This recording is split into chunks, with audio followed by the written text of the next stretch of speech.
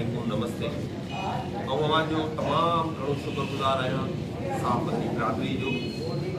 बग़ैर कंहिं माना डिस्क्रिमिनेशन जे सॼी सहाफ़ती समूरा सहाफ़ी मुतहद रहिया ऐं उन खे रिपोर्ट कंदा रहिया ऐं हर इन इलेक्शन जो जेको लम्हो हो उनखे कैमरा ते आंदो, उनखे तव्हां पंहिंजे लिखनि ज़रिए सोशल मीडिया ते आंदो, पंहिंजे अख़बारुनि में तव्हां लिखो ऐं जो इलेक्शन में जेको किरदारु रहियो आहे उनखे सॼी सिंध साराहे थी ऐं उनजो तमामु घणो एप्रिशिएट कयां थो त तव्हां मुंहिंजे लाइ तमामु घणी सपोर्ट जेका असां वटि त न सरकारी मीडिया आहे, न सरकार आहे, न असां वटि इंफॉर्मेशन डिपार्टमेंट आहे, पर उन जे बावजूदि पार्ट निभायो आहे, समूरी सिंध सां निभायो आहे, सिंध जे इशूज़ ते निभायो आहे ऐं मूंखे जेका संपूर्ण कवरेज ॾिनी आहे ऐं उनजो कंहिं दिलि सां शुक्रियो अदा करियां थो। अॼु प्रेस कॉन्फ्रेंस करण जो मक़सदु पंहिंजी इख़लाक़ी ऐं पंहिंजी इलेक्शन में मुंहिंजी जेका कल्ह सोभ थी आहे, फतेह थी आहे, उहो डिक्लेयर करियां थो। इहो समूरी सिंध इलेक्शन लड़ी हुई, समूरी सिंध ही इलेक्शन खटी चुकी आहे ऐं इहो डिक्लेयर करियां थो त इहा इलेक्शन जेका कल्ह असां खटी आहे उहो समूरी सिंध लड़ी हुई, समूरी सिंध जी मुखालिफ़ पार्टियुनि लड़ी हुई। हिननि सभिनी जेके हरबा इस्तेमालु कया उन जे बावजूदि ही मूंखे हराए न सघिया ऐं इहा पूरी सिंध जी सोच थी आहे।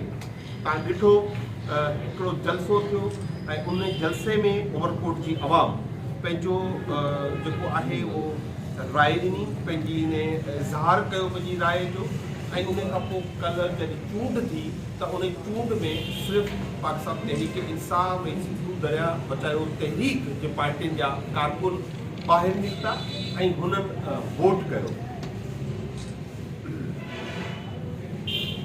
उनजे बावजूदि रियासती जबर जारी रहियो।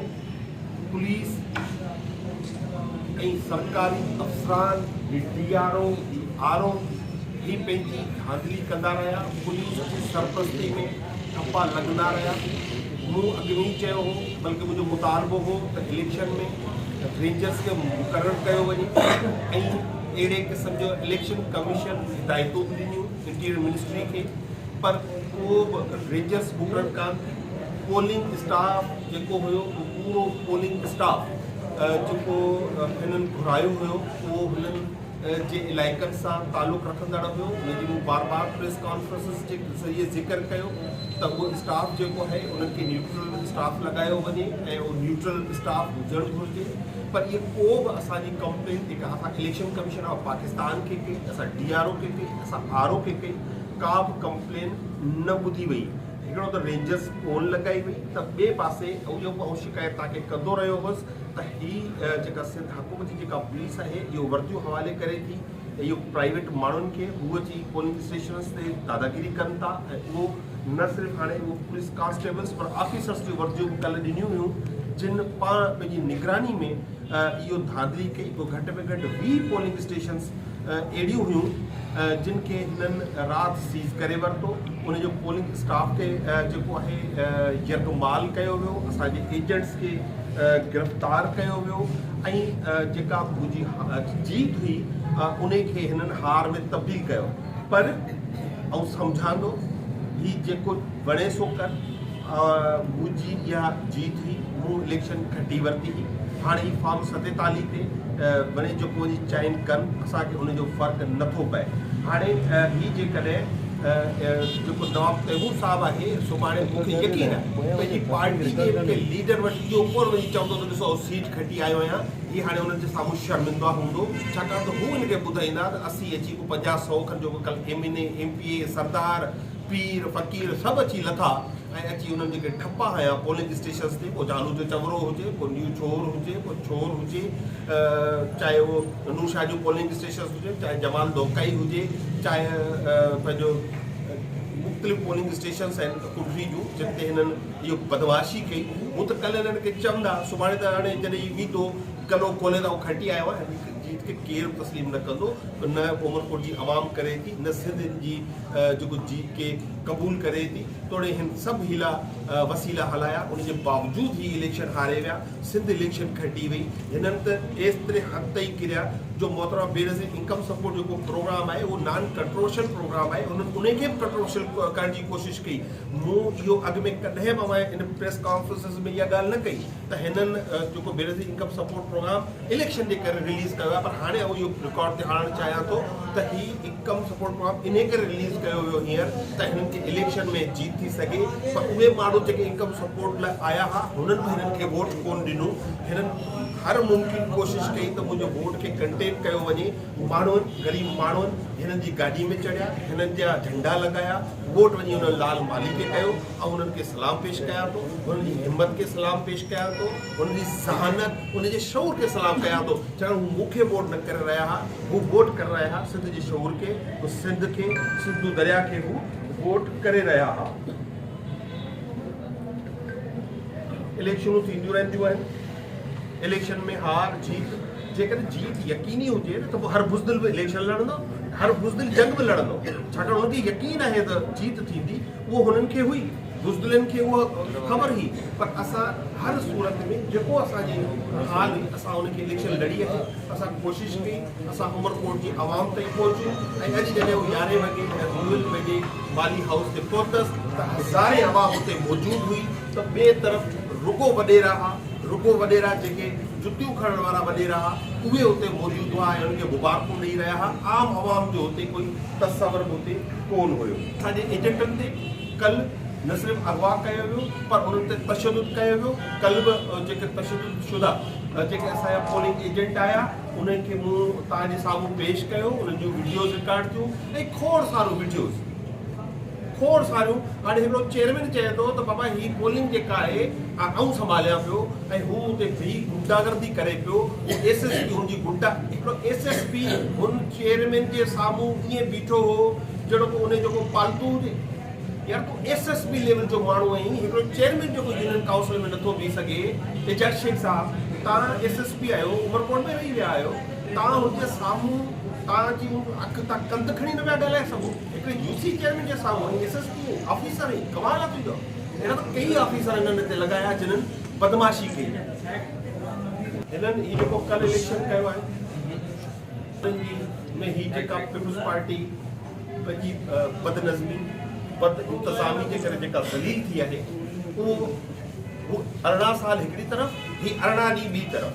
हिननि 18 ॾींहंनि में जेतिरो ख्वार ऐं ज़लील थी आहे इन जो को तसवर नथो करे सघे। ही बिल्कुलु बेनिकाब थी वई आहे ऐं हाणे हिननि खे यकीन थी वियो आहे। हाणे इन इलेक्शन खां पोइ हिननि खे यकीन आहे त अॻी जनरल इलेक्शन जी हिननि जी नाहे।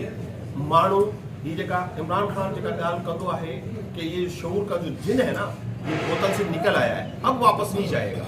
हाणे उमरकोट जी आवाम जो शऊर जो जेको जिन आहे उहो हाणे बोतल मां निकिरी आयो आहे। हाणे इहो बोतल में न वेंदो वापसि। ऐं बाक़ी ही भले जेके ॻाल्हियूं कंदा रहे, हिननि जो हक़ आहे, असीं हुनखे कोन था रोकियूं, पर हिननि जी जेका बि सरकारी मशीनरी इस्तेमालु थी उहा खां ढकियल छुपियल कान्हे। ही पुलिस जेका आहे गाॾियूं खणी हलंदा रहिया, माण्हुनि खे धमकियूं ॾींदा रहिया। पूरे इलेक्शन प्रोसेस में बिलावल भुट्टो जो गलो ख़ुश्क लॻो पियो गड़ी ख़ुदा बख़्श में, जॾहिं चयो पिए त मुंहिंजो उम्मीदवार खटायो ऐं उम्मीदवार जंहिंजे लाइ बिलावल भुट्टो हिन नालो कोन न हुन पुटु नालो खयो, न बिलावल भुट्टो उम्मीदवार जो नालो खयो, के नालो कोन खयो। इहो ई सबबु हो जो माण्हुनि उन ते रिवेंज वरितो आहे। ऐं उहे पोलिंग स्टेशन्स जेके पीपुल्स पार्टी 40 साल में हारायूं हुयूं उन्हनि पोलिंग स्टेशन्स ते हाराए वई आहे। उमरकोट कॾहिं peoples party as a whole कोन हारायो हुयो, हिन दफ़े उमरकोट हाराए वई आहे, सामारो हाराए वई आहे। तव्हां रिपोर्ट ॾिसो, जिते जिते शहरनि उन सभिनी में वॾे पैमाने ते ही हाराए विया आहिनि। हिननि पहाड़ी में वञी ज़बरदस्त क़िस्म जी बदमाशी ऐं कयो आहे। ऐं अच्छा हिकिड़ी जेका नूरशाह पठाण वारियूं पोलिंग स्टेशन्स आहिनि हुते वरी हिकिड़ो नओं माण्हू पैदा थियो आहे, वॾो धाड़ेल गुंडो टाइम त अॻी, पर हाणे उहो नओं थियो आहे कोई सरंदी हमाद। हू 200 माण्हू वठी वियो आहे वञी हुते जेको आहे पोलिंग स्टेशन बैलेट बॉक्सिस ऐं सभु खणी वञी पंहिंजे पंप ते वञी रखी हुते वञी ठपा हया आहे। यार हिकिड़ो हिंदू माण्हू बीठो आहे, तव्हां अॻे हिंदुअनि सां इहो ज़ुल्म कयो था पिया, तव्हां उन्हनि खे ज़बरदस्ती मुसलमान करियो था, ऐं हिकिड़ो हिंदू माण्हू जेको बीठो आहे जेको हुननि जे ख़िलाफ़ आहे, उहो हिंदू माण्हू जेको चए थो इहे ज़बरदस्ती मुस्लमान करणु बंदि करियो, त हाणे हू जेकॾहिं चूंटिजे थो त तॾहिं बि तव्हांखे एतिराज़, तव्हां उन हिंदू माण्हू खे तव्हां इलेक्शन जो हक़ बि नथा ॾियो, त हुननि खे जेकॾहिं वोट पए त तव्हां उहो वोट करण बि नथा ॾियो। इहा बदमाशी आहे, इहा बदमाशी आहे, इहो घणो अरसो न हली सघंदी। तव्हां आलिम आहियो, तव्हां पढ़िया लिखिया पंहिंजो पाण खे चवंदा आहियो, तव्हां ख़िदमतगार चवंदा आहियो, इहे हरकतूं त घटि में घटि न करियो। जंहिंजो हक़ आहे हुनखे हक़ ॾियो, ऐं इहो ज़ुल्म ज़्यादती तव्हांजी घणो अरसो हली कोन सघंदी। ऐं मूंखे ॾाढो अफ़सोस थियो आहे, तव्हां वोट करियो आहे, गुलज़ार खलील तव्हां सॼो मुंहिंजे ख़िलाफ़ु वोट करे छॾियो आहे, पर इहो जेको जंहिं इहो बदमाशी कई आहे उनखे इहो बदमाशी न करणु घुरिजे आहे। हिकिड़ो पीर साहिबु आयो, हिकिड़ो माली ग़रीब मिसकीन उमरकोट जो, हू इलेक्शन तो लड़े हितां खां, हिकिड़ो वॾो मथारो पीर आयो, हुन वञी झालू चवरे ऐं हितां वञी छपाए। इहो को तरीक़ो आहे? पीरनि जी असीं एतिराम कयूं था, तमामु घणी इज़त कयूं था, ऐं इज़त लहनि था, ऐं हू पंहिंजी इज़त करायूं। पीर साहिब ऐं पंहिंजी इज़त करायो, ऐं तव्हांजो एतिराम कयां थो, इज़त कयां थो, पर तव्हां जो कोई अमल कयो आहे त माण्हू सवाल पुछनि था त तव्हां पीर आहियो। हीउ पीरनि जो कमु आहे त हिकिड़ी ॿ टे पोलिंग स्टेशन ते तव्हां वञी 700 खे 1700 करे तव्हां हुकम करिया, तव्हांजा मुरीद करे छॾनि, उहो कंदा आहिनि, पर तव्हां पाण जी बज़ात ख़ुदि एॾो प्रेशर तव्हां ते, एॾो प्रेशर, एॾो कुझु तव्हांखे चयो वियो त पीर साहिब न तव्हां ख़ुदि वञो। हिकिड़े मिसकीन माण्हू जे ख़िलाफ़ तव्हां पीर लाथा, 8000 पुलिस लाथी, तव्हां 20 SP लाथा, नकली SP लाथा, 50-100 खनि तव्हां MPs MNAs लाथा। एतिरो तव्हां एॾा शौक़ीन आहियो त वञो कुझु जगबंग लड़ो, ऐं तव्हांजे हिंदू माण्हुनि खां था लड़ो, हितां मिसकिन माण्हुनि खां था विड़ो, वोट था चोरी कयो, ऐं पंहिंजे पाण खे बेशर्मी सां जमहूरियत जा दावेदार था सम्झो था पंहिंजो पाण खे। तव्हां इहो आहे तव्हांजी जमहूरियत, इहो आहे तव्हांजो असल चहिरो जेके तव्हां सभिनी बेनिकाब कयो। इहे पोलिंग स्टेशन ते ठपा तव्हां बेनिकाब कया आहिनि, हिननि जी सीनाज़ोरी बदमाशी इहो तव्हां बेनिकाब कई वई आहे, ऐं तव्हांजो तमामु घणो शुक्रगुज़ार आहियां।